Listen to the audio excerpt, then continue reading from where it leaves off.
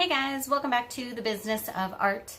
Today we're going to go into a little more about why you price your art certain ways. I already did a video on how to price your art, and there are just as many ways as there are artists, but check that one out if you haven't already. This video is just more about why you would price it certain ways.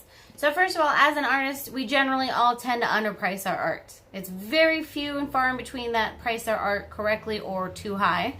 It's mostly people that underprice their art because they're worried that if they price it too high, people aren't going to buy it.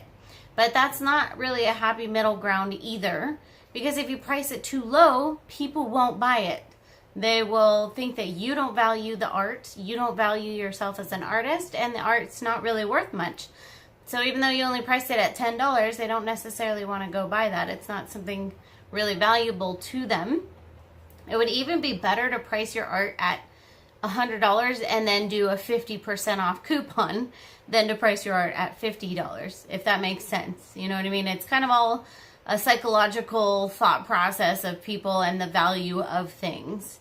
So that being said, pretty much any artist could probably go ahead and raise their prices and actually sell more. And I have done that several times where I've been having maybe a little slowdown in my art sales, and then I've actually raised the prices and then sold like 10 times more than I was selling. You wouldn't think, but it increases the value in people's minds.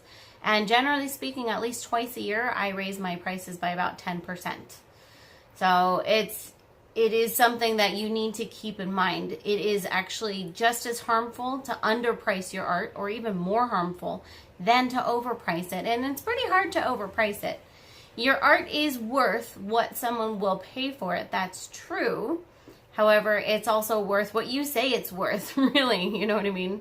Don't go crazy and put your 8x10 acrylic pour painting for $5,000. It's just not going to happen unless the paint was gold. Pure gold, or whatever. But, price your work according to its actual value. And also think about what you can do to make your work stand out from the rest. Why should people buy your paintings versus the guy next door? You know what I mean? It needs to stand out in some way.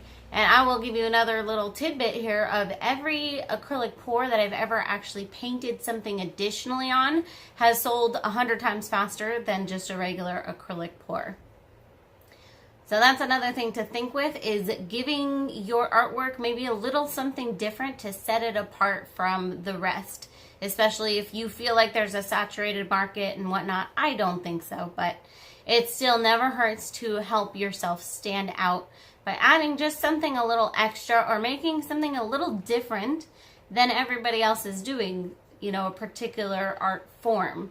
Get creative and make your own style, and that will help you to sell a ton more than if your pieces are very similar to a lot of other artists. So I hope that helps, guys. Definitely don't be afraid to put yourself out there and get to selling. And one other thing too is I've put pieces out there and they haven't sold for years. And then I've actually taken them back and done something else to it and then put it back out there. That's always an option. If you put something up for sale and it doesn't sell, then go ahead and redo it or add something to it or change it a little bit, and maybe that will work. That is, if you want to, of course. It's your piece, it's your art. But you should definitely be selling art. If you have, if your art is at all decent, you should be making sales. So get out there, get those sales done. Don't forget to subscribe, and I will see you next time.